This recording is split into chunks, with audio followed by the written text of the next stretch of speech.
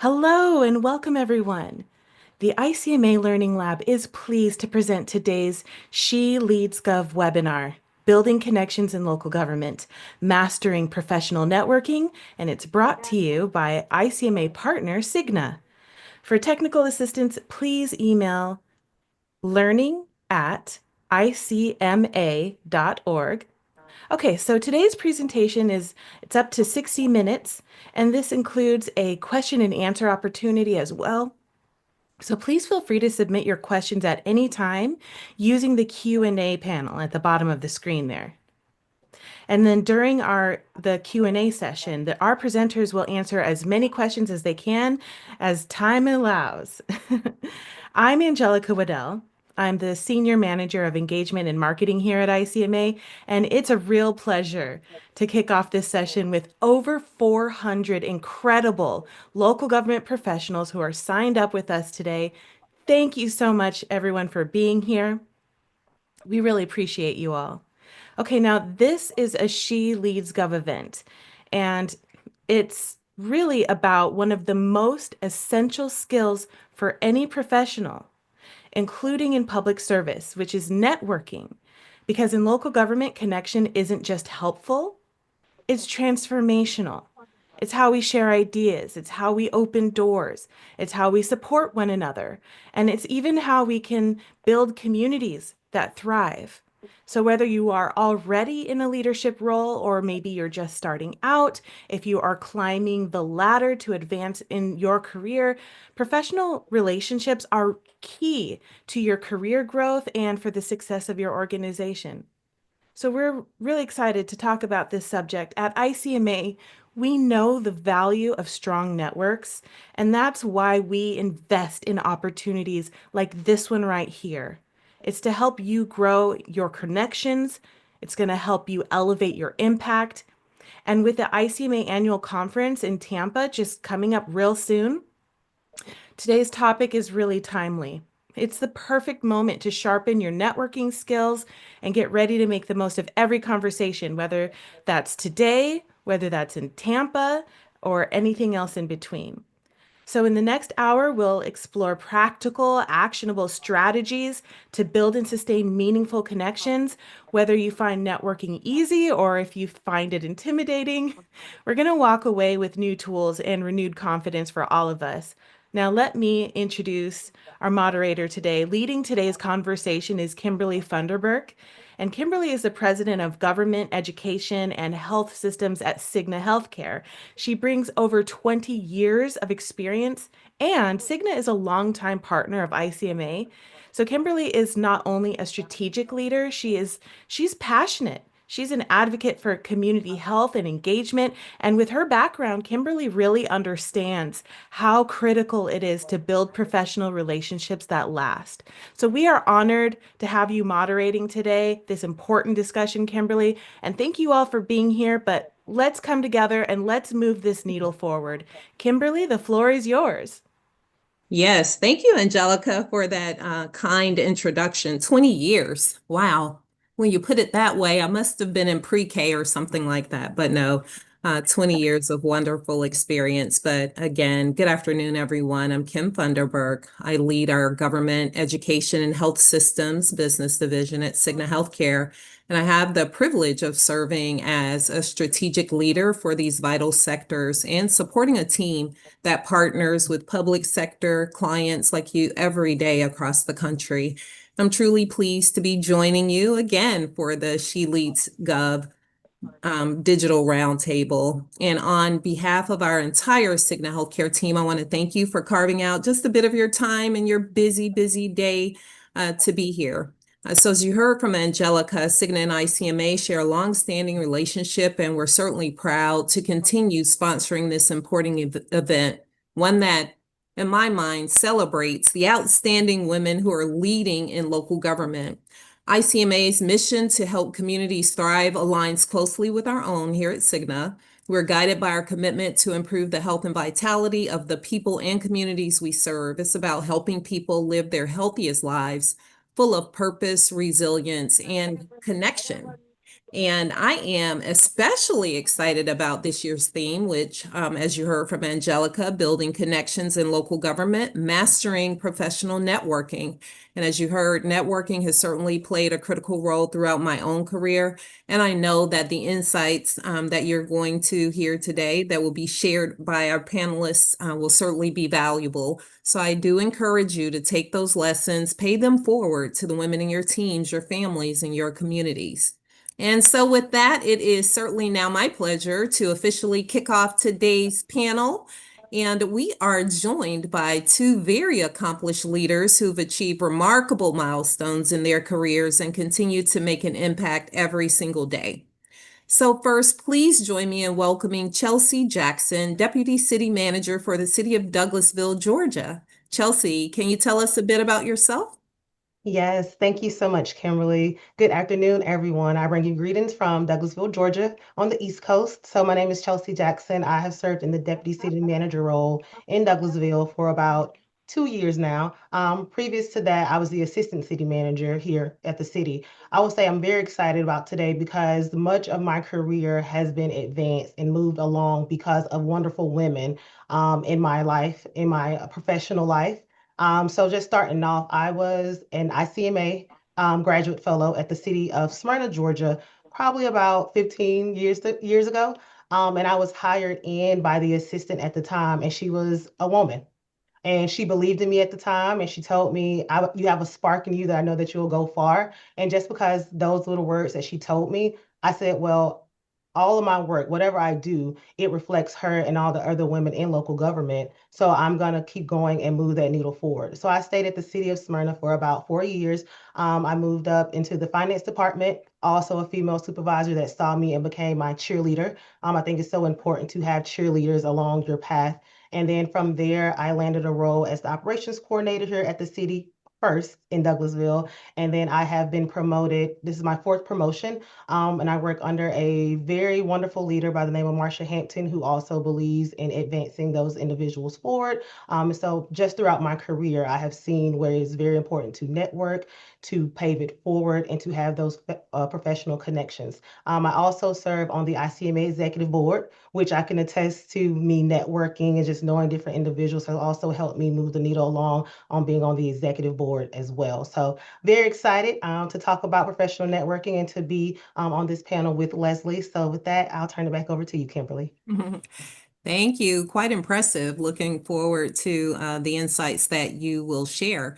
And so next, we're joined by Leslie Beauregard, City Manager for the City of Staunton, Virginia. Leslie, what would you like to share with us? Hi, Kimberly, and hi, Chelsea. It's so great to meet you and to be on this panel with you and to see or to know that so many people are on this panel right now. So the city of Staunton in Virginia, it's in central Virginia, a beautiful mountainous community.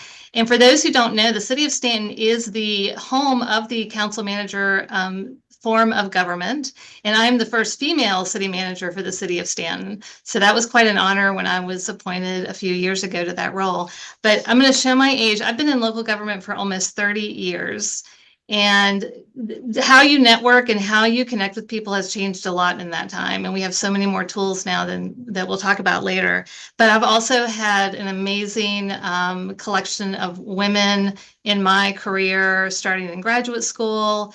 Many of you probably know Bonnie Severchek. She was most recently city manager in Lynchburg here in Virginia. She was also an ICMA president. And so she was an amazing first mentor for me. And then I've had many women down, as during my career also that have helped shape the way that I've moved forward and becoming a city manager. And so I'm also very excited to be here as well and to talk, and to tell our story and to hear also Chelsea's story as well and to hear everybody's questions. So really looking forward to it. Thank you for having me. Very good. So thank you both. I'm looking forward to today's discussion. So now we know a bit more about each of you, your roles, your background, some of the networking that has benefited, your career as you have escalated up that ladder, I will say. So let's jump on into our discussion. And as you heard at the outset, everyone, we'll have time for questions at the end of our conversation, but feel free to chime in on the chat as well. So let's get started. All right, so the first question, and Chelsea, I'm going to start with you here. Why is professional networking particularly important for women in local government? Thank you for that question, Kimberly. Well, I'll start back when I joined ICMA about 15 years ago. There was this campaign called, I want to say it was called like the 11%. And that was what it said was only 11% of women in local government are managers in local government. So from there, I mean, it's a little disheartening, just to be honest. When I started, I was like, wow, it's only 11% of women in local government. This is a profession that I want to pursue. But what I took from that, it was disheartening, but I want to turn that into something positive. So, of course, women have been underrepresented in so many different fields, but especially in local government. So that's why it's important to network for career advancement, for opportunities, and also so you can have access to information. And one of the things I always like to talk about is having a girl gang for that emotional support and that sense of community. So it's very important for us to have that in order for us to move that needle forward. Going back to the access to information and opportunities, a lot of opportunities that individuals have, myself included, sometimes they're not advertised to the public. Sometimes you just don't know. So you build a strong connection with those women, with different groups, that keeps the overall strong network of women informed, and having those opportunities, especially those that are unadvertised, for us to advance throughout that. But just going back to the emotional support and having a sense of community and belonging when you are entering into a field that is 11% women. I know it has increased over the last decade, which is very exciting. But just entering into a career that you don't see individuals that look like yourself all the time, but having that emotional support and that sense of community, even if it was just two or three individual, it helps push you along down a path that will create so many more opportunities for you in a network that was limited access for women throughout the past, 50 or so years. Yeah. Appreciate that. I love that. I'm going to use that. Girl gang. I love that. Leslie, same question. Well, Chelsea said it perfectly. I was going to say there just aren't enough of us in this field, and we do need to take care of each other, frankly. And I've tried to work in my career. I mean, I'm on the upper end of my career now, but I've tried to kind of embrace this and promote the women in my organization. I've promoted more women to my leadership team. I've done my best to uplift the women that are working here and to hire more women. And then we have the Virginia Women's Institute for Leadership, and they have had 4 cohorts, and we've sent 3 out of the 4. So I really tried really hard to kind of carry this forward because I know how important it was for me when I was coming up in my career. Because it can be lonely, and sometimes you just need somebody to talk to and a friend. And it doesn't have to be anything formal. And like Chelsea was saying, just have a group of people that you go out with and talk to. And I'll just say, one of my Virginia colleagues, India Adams Jacobs, just wrote an article recently called Women in Leadership Fall in Love with Local Government. And I'm just going to quote the end because I thought it was perfect for this. Consider connecting with colleagues who remain passionate about serving their communities. Invite them for coffee, lunch, or a video call to share experiences. Often these small moments of collaboration reignite the love we once felt. Local government is not just about policies and budgets. It's about people and their stories and our stories as leaders. So I'll just end my comments by saying that it doesn't have to be formal. I mean, those are the most important interactions I've had with other women and other people in my profession are the informal times. It's just important to make the connection and keep that connection. Yeah, appreciate that from both of you, just the sense of community and reigniting, if you will, your passion, your purpose through those groups. And love that, Leslie, paying it forward, so critically important. So again, Chelsea, you mentioned with your intro that you're now on your 4th promotion and how networking has been critical in your success. So can you share some personal experiences where you think networking has significantly advanced your career?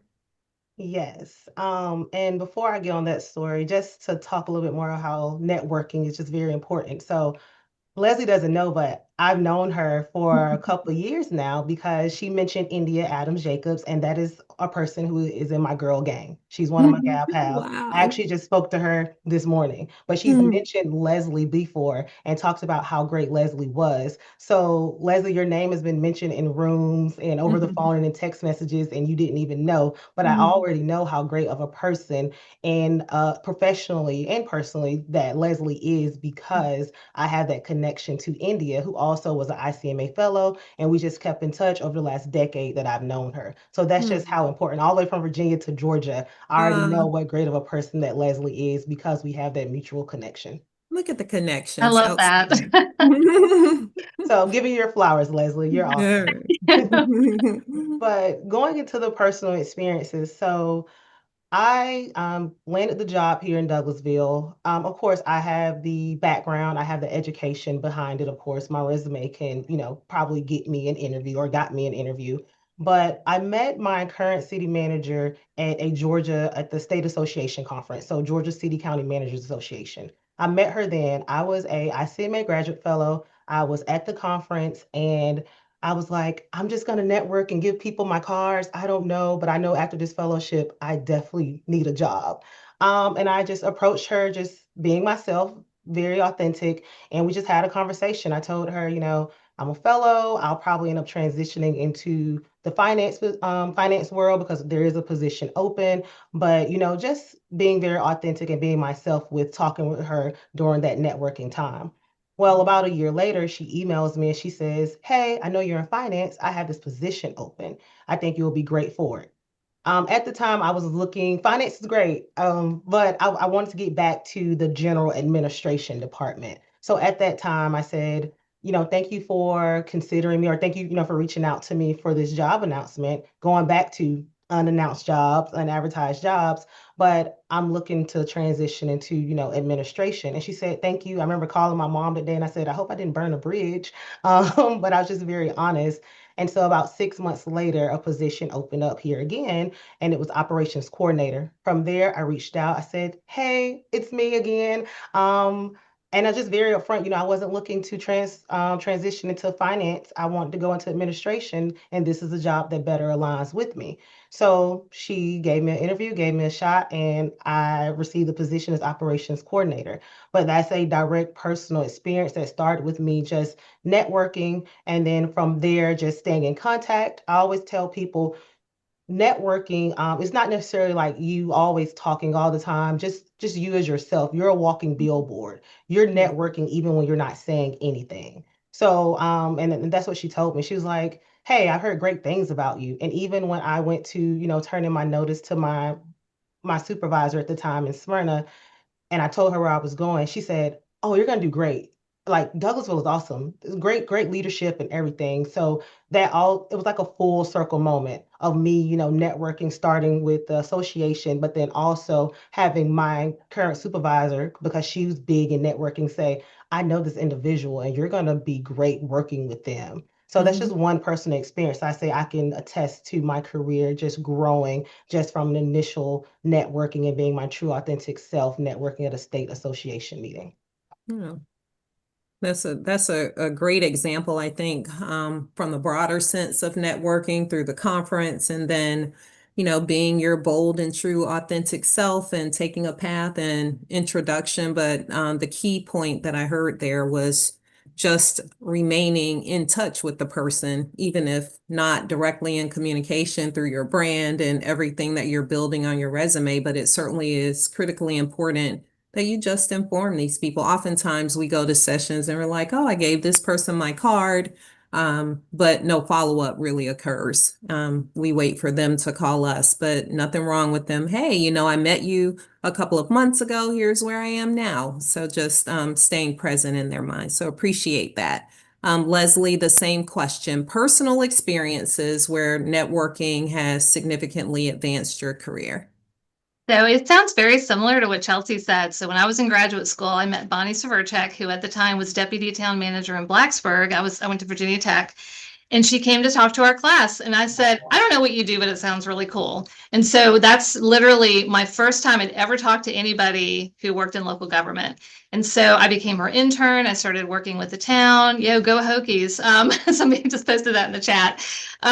So that was really my introduction to local government. From there, I think I went with her that next year to an ICMA conference where I helped volunteer. And I just started getting around to people and going around the state and meeting people, talking to city managers, getting hooked up with the Virginia Municipal League, on our state association, which is the Virginia Local Government Management Association. And so I just started talking to people and getting out there, finished my degree, moved to Hampton Roads, and literally drove to every single locality in Hampton Roads looking for work. Landed in the little city of Poquoson. Sorry, ignore that. And worked for Pam Moon, who was finance director. And it was literally a cold walk into her office. She said, yes, I could use your help. We don't have a city manager right now. You can sit in their office. It's like, oh, cool. Okay. And so I worked for her for a month. And then she, a month later, said, I really can't, I don't have a job for you, but the city of Hampton is hiring. So she then carried it forward that way. And so I went to work with the city of Hampton, and that's really where I started as a budget analyst. And I was there for 7 years. And so again, similar to Chelsea, you just kind of keep it going, and you just got to keep the momentum going, and you run into amazing people, and you might have a hiccup here and there. And that happened to me, and it happens a lot in our careers. But, you just have to get out there and do it. I mean, I don't think that's changed in 30 years to use and pick up the phone. I mean, we might have these things now, which I didn't have back then, but really there is nothing better than talking to somebody face to face, or just picking up the phone and making a phone call. Or just, I just kind of barreled my way into places to make it happen. And that seemed to work. And I think that for me, was effective. And for Chelsea, it sounds like it was effective for her as well. We just kind of kept our presence known to those that we knew could help us. Yeah. And it worked really well. That's outstanding. So definitely some common themes between you and Chelsea. And I like what you brought up there, that the person you had connected with, they didn't have an immediate position for you, but made a recommendation to, for a different position with a different entity. So that's always important too. You want to network with individuals, and to both of their points, keep the momentum going such that a person can advocate for you in your absence, right? They know of a job, they make it visible to you, to Chelsea's point, some of those unknown opportunities. So appreciate that. And Leslie, I'm going to stick with you because you kind of touched on it. You said, I've had some hiccups or, roadblocks and things like that. But what are some of the common challenges you see that women would face in professional networking within local government? And how can they overcome them? Some of this might sound cliche, or we've talked about it before, but sometimes I don't feel like we know when we're ready for things. And that's really unfortunate. I feel it. My finance director will come to me sometimes, oh, I'm having imposter syndrome today, but we'll sit down and talk about it. And G and I will kind of walk through that. So I feel like sometimes we kind of get spun around the needle on those types of feelings, that maybe we're not ready for something, oh, am I ready to be city manager? Am I ready to be deputy? And we just can't do that to ourselves. And so when we go out and talk to people, we have to show that confidence. We can't say, well, I don't know if I'm ready or not. So I think remembering that and say, yeah, we are ready. If you think you were born to do this, then you were born to do this, and don't ever let anybody talk you out of it. And if you need a skill set, if you need to find somebody to talk to help you develop some different skills, then find that person. And we still experience bias. And for instance, this is a real story. I had a citizen come in to talk to the city manager. I was literally standing there, and he said, I was expecting to talk to a guy. I cannot come up with a quippy remark after that. I'm just not fast enough. But it's those types of things where people just still don't expect to see a woman kind of standing in front of them who's in charge. And I've also been in a meeting where a colleague of mine, who's a very competent assistant, like a Chelsea, a deputy assistant, was called a little lady. And so this was like a few months ago. So I'm not talking, 10 years ago. So it's very difficult to figure out how to react to those things. But again, with your girl gang, which I love, then we can talk about it. And we do talk about those issues. And we do talk about like when that happens, what do we do? How do we respond? Do we ignore it? Do we not? So, unfortunately, I think because we're women, we do face unique challenges. I hate to say that, but it's just true. And we experience it far too often still. So yeah, but I think the number one thing is we just have to realize, forget this imposter syndrome. I know sometimes it happens, it's fine, but we have to kind of push through that and just be confident in our abilities and what we want to do. Mm-hmm. I couldn't agree more with that. And I never miss an opportunity to quote that stat. I forget the reference to it, but it's probably over a decade old now. But men will apply for a job when they feel 60% qualified, where they feel they meet 60% of the qualifications, whereas women want to be 100%, qualified for the role. So that would explain some of that. But to Leslie's point, if you're passionate about it, go after it. You can see the benefit that Chelsea and Leslie have both had by making those bold moves. So would encourage you to do the same. So Chelsea, same question for you, please. Yes, and I have so many stories, much like Leslie. But going into that, women sometimes we have that self-doubt or we're not good enough because we haven't been seen in those positions. So just, encouraging yourself and encouraging others to self-promote and to use those connections because those are a lot of challenges that we face. It's like our own self-doubt and our reluctance to actually, self-promote as it relates to that professional networking. Also, I know you all have heard of the saying, deals are done on the golf course. Maybe not necessarily done on the golf course in local government, but there are deals that are done in groups and in meetings that are excluding women. So that's one of the challenges that we faced over, years, many, many years, is that we are not welcome into those meetings and into those groups. And I say push through it. I always tell people all the time, my colleagues, we work for the public. There's nothing that's a secret. You can easily do an open records request. So the fact that you're not welcome into a meeting at any time, that's just not the world or the environment that we live in the public sector. So saying that one person, I mean, unless it's executive session for mayor and council, then yes. But any other meeting that you're having with staff, I mean, you should ask or request that, hey, can I sit in on that meeting? And if you get pushback, I always like to use an example. So I was at a conference. I was actually at an ICMA conference, and I was in an exhibit hall. And I was assistant city manager at the time at the city, and I had my graduate fellow walking with me. My graduate fellow, we're the same age. He is just about 6 inches taller than me, and he's a white male. A vendor walks up to him and literally shakes his hand, says, "Hey," he starts telling him all about, his company and what he does, and he would like to come to Douglasville to showcase and, set up a meeting with him. So at the end, he said, "So when can I set up the meeting with you? When are you available?" And um, his name is Aaron Sirowitz. He was my graduate fellow for a long time, but Aaron, like very matter of fact, looked at me and said, "You have to ask her. She's the boss." And so I tell that story because when you think about a community, I keep talking about a girl gang, but also leverage your male colleagues that are there to root for you.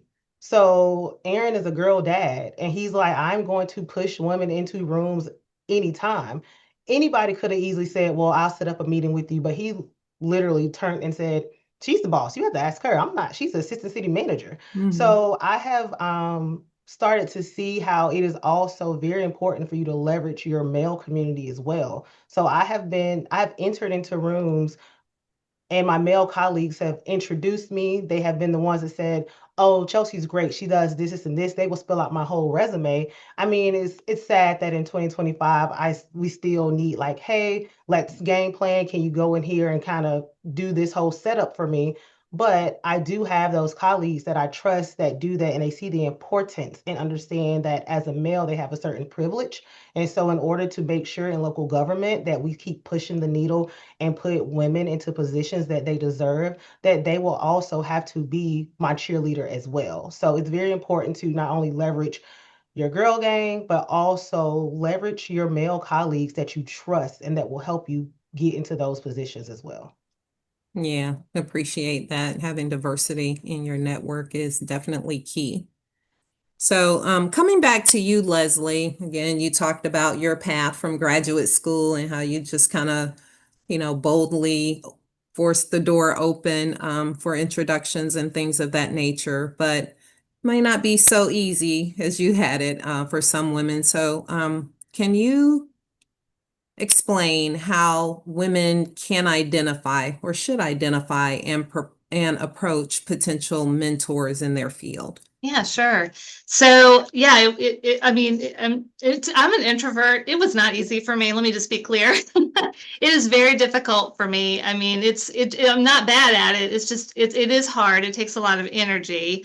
But I guess the first thing I would say is, join your association, your state association, if you have one. I think every state has one for ICMA. That would be the first thing I would do, and that's what I did in graduate school. And then find somebody, like if you want that job, if you want to be a city manager, then find that city manager or find who that person is and like latch onto them, and just pick their brain and try to get in the loop with that person, male or female. And Chelsea, thank you for bringing that up because I've had some amazing mentors who are male, and I love the point you said also about leveraging that. So it's important to just find that person or find those people.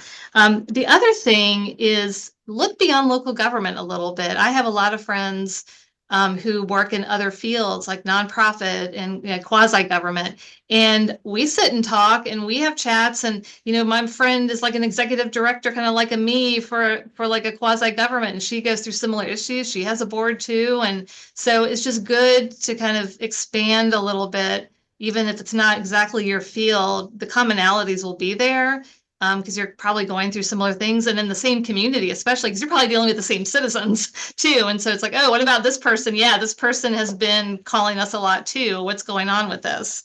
And so, and I have had some amazing mentors who are male. In Charlottesville, I was in Charlottesville for 16 years, and that being there really shaped my career and got me kind of from only doing budget to actually being an administrator in city management.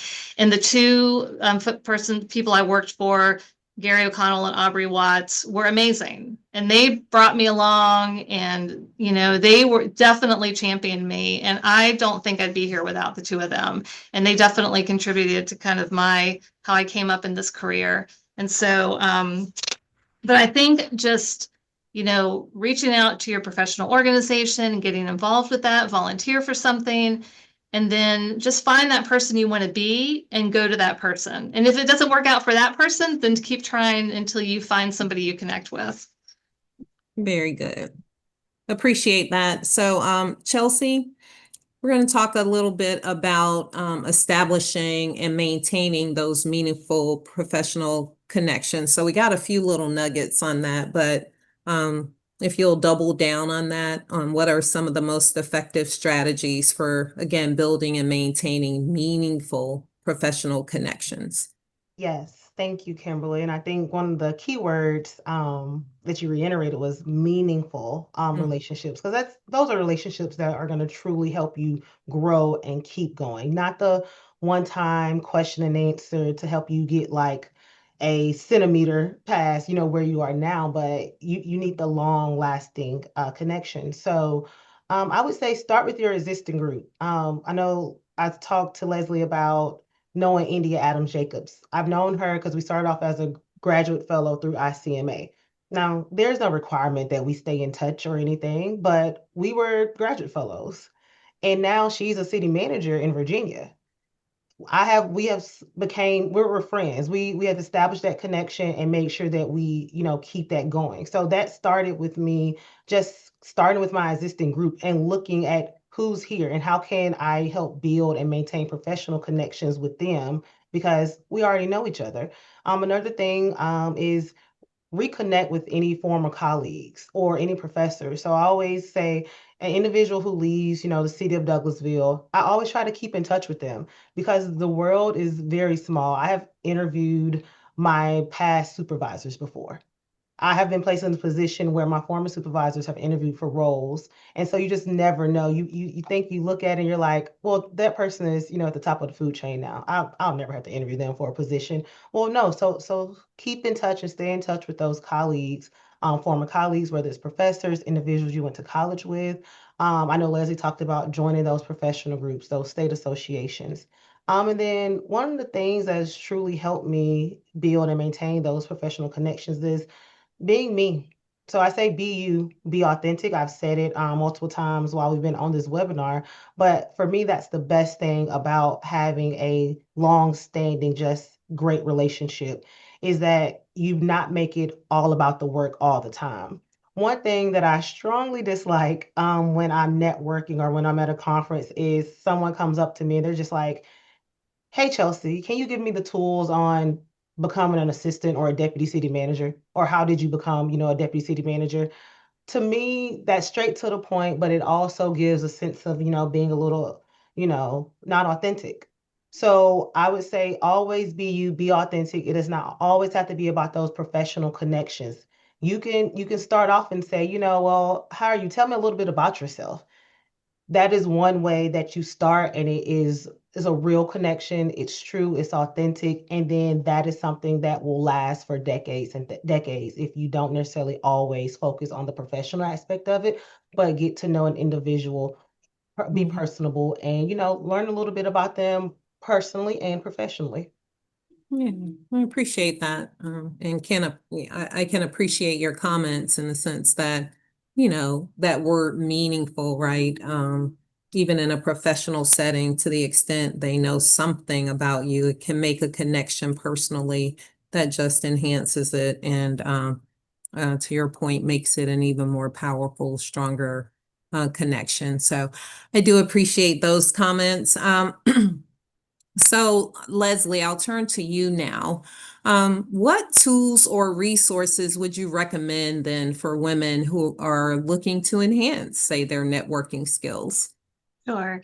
So I would say don't just rely on social media. It's so easy to do that now. LinkedIn is great. Love LinkedIn. But really, again, I'm going to repeat it. You need to get out there and show your face and get on your feet and pick up the phone and just make those connections. And I think making those connections, that's a lot more meaningful, going back to a previous question, than just texting somebody on LinkedIn or something. But I mean, that's all I had, but I know there's a lot more resources now, and those are all great. I mean, I think social media definitely plays a role in all of this, but I wouldn't rely on it solely. But I think the best tool is really you. I mean, if you have a goal, then write it down. Like when somebody comes to me, like Chelsea's example was a good one. I mean, don't just come up and say, oh, what does it take to do your job? Or, I don't know what you mean because this job is complex. And I probably couldn't describe to you what it takes to do this job. I mean, I can't just, it would be difficult to describe to somebody what it feels like to be in this job. So be specific about what it is that you're asking for from somebody, and then have a deep conversation about it. It's not just about the job either. It's about so many other things in this role. I mean, I don't just come here because I have a job. I come here because I love the community. I love the people I work with. I'm making positive changes in our community, and all those things combined make this an amazing job and a great place to live and work. But be specific, and if you have to write it down, then write it down and keep that journal. I mean, I'm the worst at taking my own advice. I mean, I'm trying to journal more. It's kind of one of my goals, and I'm trying to log it. And it is hard, but it feels so good when you finally do it. So I would suggest that is probably your most important resource or tool, is just getting a piece of paper and a pencil, a pen, and write down what you want, what you're seeking from a mentor or a networking opportunity, and then go from there. Yeah, couldn't agree more. You and I are in the same camp. I would love to journal too. I have so many journals. And I'm Me like, too. I'm gonna start. But yes, appreciate that. So Chelsea, I know we want to reserve time for questions from our audience. So I'm gonna pose the last question to you, if that's okay. So, we have the ICMA annual conference coming up in Tampa, and what specific opportunities will there be for, this audience and others to practice networking skills? Yes, let me put on my billboard hat. So ICMA, of course, it is a large conference. So many attendees, so many vendors. I believe registration opens up in about 15 days, but for the audience, go to icma.org and you'll see everything as it relates to what is going on with the conference and when you can register. So I made a list, and I was trying to take it from an approach of my first few ICMA conferences and how did I actually network. So there are a couple of, or more than a couple, of lounges that they have that kind of helps with networking and bringing individuals together. So if you're a first time attendee, they have the first time attendee lounge. You can stop by. There are individuals there that are like yourself. If you're a first time, attendee of the conference, they're looking to meet other individuals and to, start that networking and have those opportunities to just talk about what they've learned thus far at the conference. And let me actually back since ICMA is such a large conference, so it's not overwhelming to you. Please plan it out. Even now, this is probably like my 10th or 12th conference, ICMA conference. I still plan out my conference and my days just so I'm not overwhelmed, and I do give certain time frames to having to network. So, of course, go there, look at the agenda ahead of time, and plan out what you actually want to do. So whether it's that first time attendee lounge or whether you go to the exhibit hall and go to the ICMA lounge and meet new individuals and network, whether you go to the ICMA Welcome Ambassador table, that's individuals that have got on a committee to actually be there to welcome you and to network. So you can talk to those individuals that are seasoned professionals in ICMA. Of course, there's always the ICMA opening party where everyone who has registered, they will be there to network. And also it's a chance for, everybody to kind of let their hair down and just enjoy, Tampa and network. Of course, I always go back to every session is your chance to network. So if you go into a session, whether it is a general session of thousands or whether it is a session of 30 people, be intentional. Walk into that room and sit down. And the people that are beside you or in front of you or behind you, make those connections and network with them. It's a simple, hey, where are you from? Oh, the weather's nice. Or, how's the weather back home in Georgia? Just different things for people, whether you're introvert or extrovert. We always have the SheLeadsGov luncheon, which I always like. There is a cost, but it is totally worth it to sit in a room with individuals that look like you and to talk about things that are happening today in our world and local government that will truly, help you gain some experience and listen to. But from there, yeah, like I said, every opportunity at the conference, whether you're just walking down the hall, is an opportunity for you to network. So take it in those nuggets because I know everyone is looking for a networking opportunity. So I need to go somewhere that it actually says like networking. Well, no, networking is you walking down the hall and saying hello to your colleague from Iowa or saying hello to your colleague from Georgia that's sitting beside you in a session. Very good. Appreciate that. Networking is whatever you make it and whenever and however you make it. So appreciate that. So with that, let's see. Yeah, we're coming up to our Q&A portion. I want to encourage you all, if you have questions, to put them there in the chat. But again, thank you both, Chelsea and Leslie, for sharing your insights and experiences so openly, so authentically. Your stories, perspectives, and practical advice have added, true depth to today's conversation. So it is clear just in the insights that you shared, and hopefully the audience will agree with this, that building those meaningful connections and knowing how to nurture them can truly shape not just our careers, but the communities that we serve. So again, we do want to open the floor to questions. So again, if there's anything you'd like to ask our panelists, whether it's about leadership, networking, or navigating challenges within local government, please don't hesitate to ask. We're excited to hear from you. And in the interim, while those questions are coming up, I see everyone is excited to let us know where they're from. So hello, I see Milton, Delaware, St. Charles, Illinois, Rocky Mount. Okay. North Carolina, Fort Worth is here, Franklin, North Carolina, Woodlands, Texas, Castle Rock, Colorado. Don't think I've heard that one. Hi, Castle Rock. Several people, shout outs to their city manager in Douglasville. I appreciate that.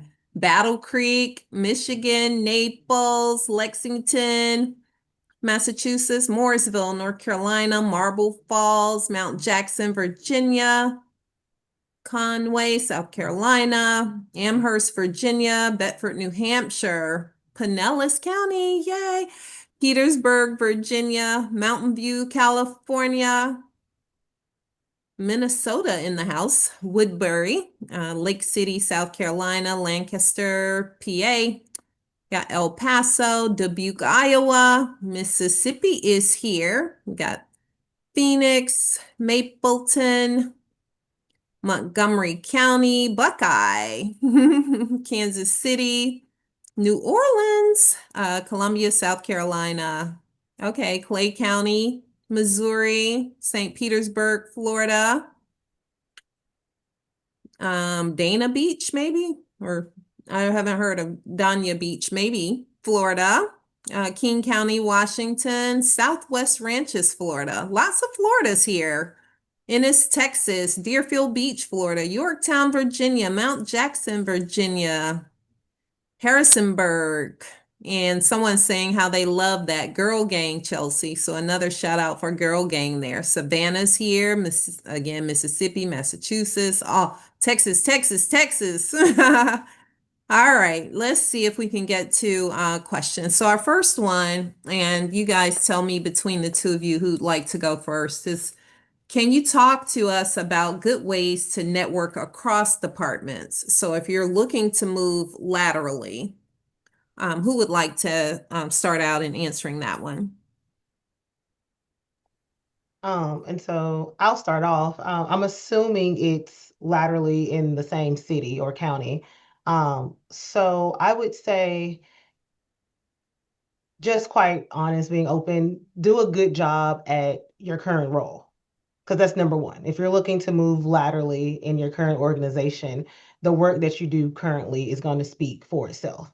Also, start to establish those connections and relationships with those middle managers or the department director, and start learning from them. Because one, just to make sure that you're quite interested in moving, into that department. You don't want to move and you get stuck and you're like, wait, this is not what it all is cracked out to be. So make sure you start having those, conversations and learning about that department just to make sure it'll be a good fit for you.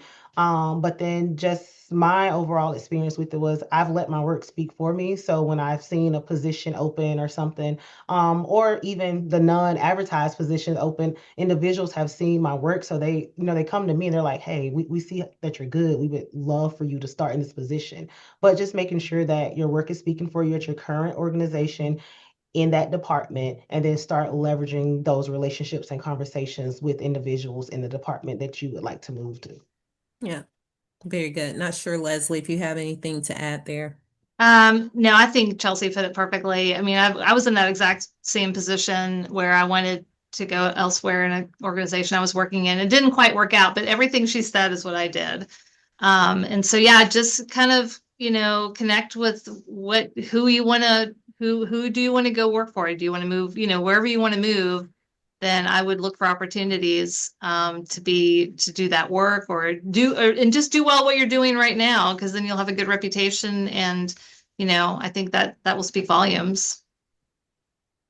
Very good. All right, another question. As leaders, there's a question around how does leadership really establish a culture that would allow then for networking? What are some of the things that you personally do, or you think other leaders within your government does? Yeah, I can speak to that. I mean, I'm very clear when I put the budget together every year, it's a city manager's recommended budget, and I will never cut training. I will never cut out of the budget those opportunities. I mean, if we can't pay people enough, then we're going to provide opportunities for them to have experiences like this. So I'm very clear and I'm very vocal about it. I send people to training when I can. Like I mentioned earlier, the Women's Institute in Virginia, And we've had 3 individuals go to that. We have one in there right now. And so every opportunity that comes up, I'm looking for ways to encourage women in my organization to take advantage of those, whatever those are. But the biggest thing is I will never cut a budget, the training or education budget ever. Yeah, that'll be the last thing I do. Very good. And I'll just Okay. add really quick, also, because I know sometimes budgets are tight, especially right now. I encourage them to go to the free networking. So basically, the chamber events that are free that the city, already pays for everyone at the city. So I encourage them to do that as well. I put it on their evaluation. We have a section for professional development. So I'll place like attend, 2 networking opportunities for females or attend a chamber networking opportunity. So I put it on their evaluation just to kind of, push them along to make sure they're getting those opportunities. Yeah, very good. Appreciate that.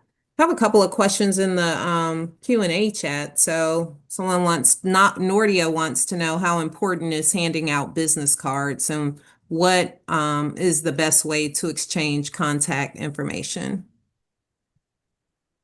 So I'm terrible at this. I just never have them on me, honestly. I don't know if Chelsea does, if she's in the same boat as I am. I'm really bad at this. Yes, I don't, ever since the pandemic, made things weird for passing out business cards, just in my opinion. So I have what it's called Blink, BLINQ.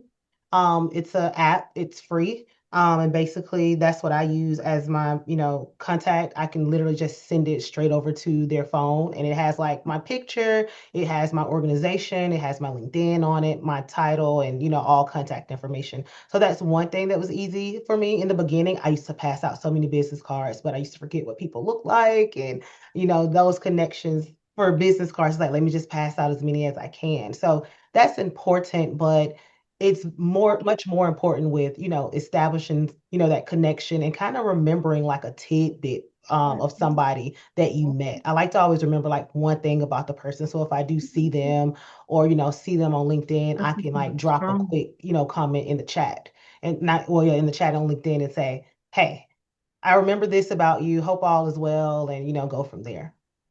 I love that. Blake, all right, that's a good, thank you. Mm-hmm. Very good. Blink. I took a note of that as well.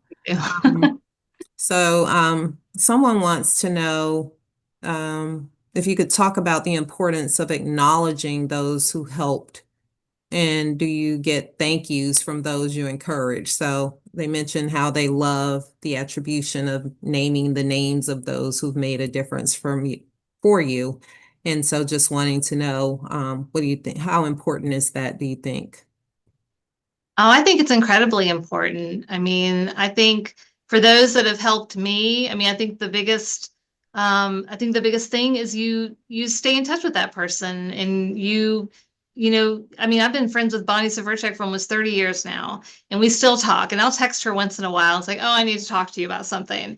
And so we still have that type of relationship. And so I think just continually, just acknowledging people by reaching out to them, asking them to coffee if they're local. I mean, my other office is a coffee shop, so, I'll have coffee meetings with folks, but just making sure you continue to do that. And I know it takes time, and I know it's hard sometimes, especially when you have, a family and you have other things you have to do, but it is really important. And the second part of that, do we get thanked? Was that the other part of the question? Yes. Yeah.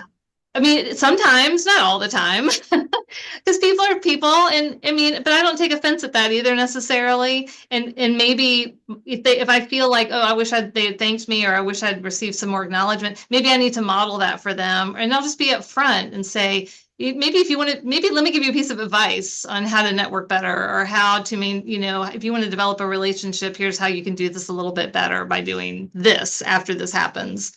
It just depends, and it's not all the time. But I don't do it to be thanked either. So. Yeah, and the only thing I would add, because Leslie, everything you said is yes, absolutely correct. The only thing I would add is that when you are acknowledging those individuals that have gotten you to that point, it shows the type of person you are as well. It shows what type of person you are and type of people that you surround yourself by. And then as well as we've said India's name here, she's mentioned Bonnie. I talked about my city manager, Marsha Hampton. It's also putting them up to, I'm pretty sure some of you have already probably Googled some of the individuals that we talked about. So it's making sure that we keep leveraging them because they have also helped us get to the point where we are as well. Very good.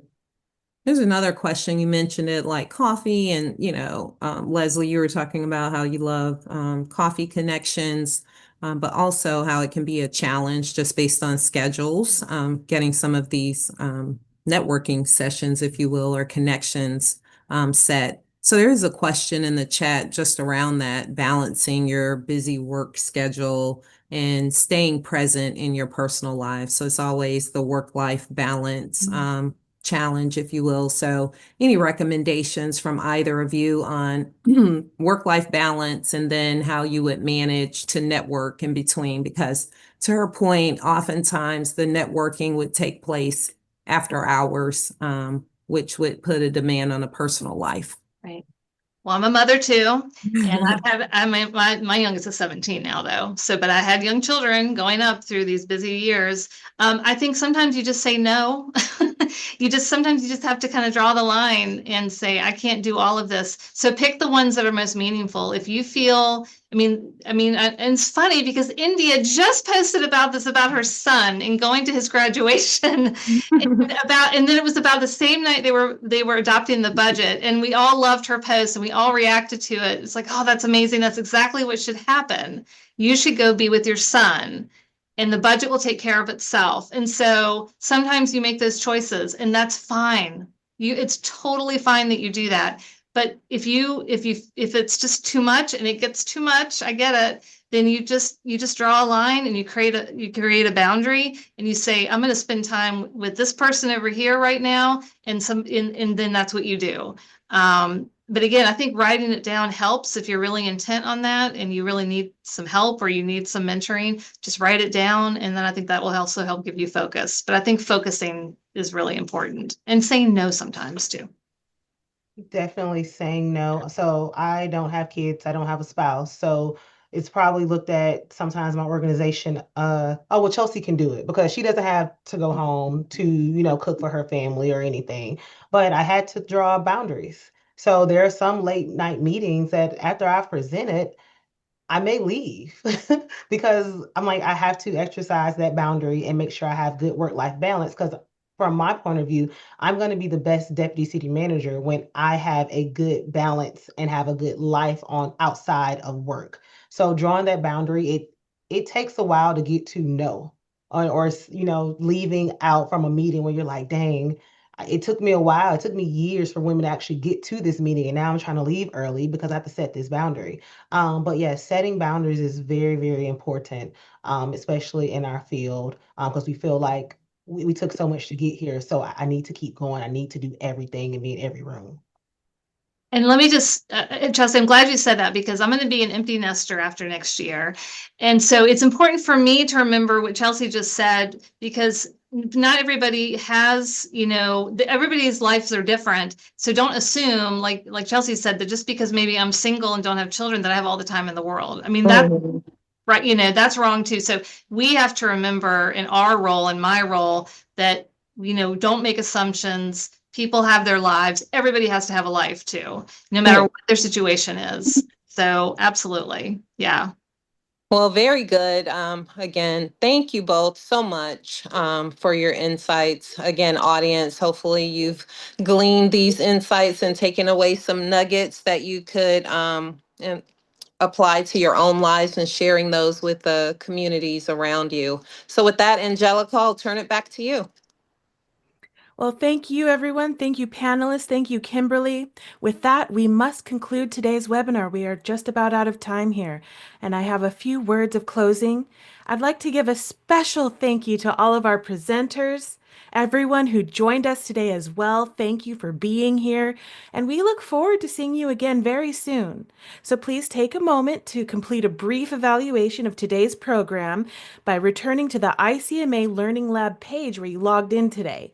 And the survey must be completed to unlock your certificate for this program. And after completing the survey, you can access your certificate via the Achievements tab. It's at the top of the interface over there.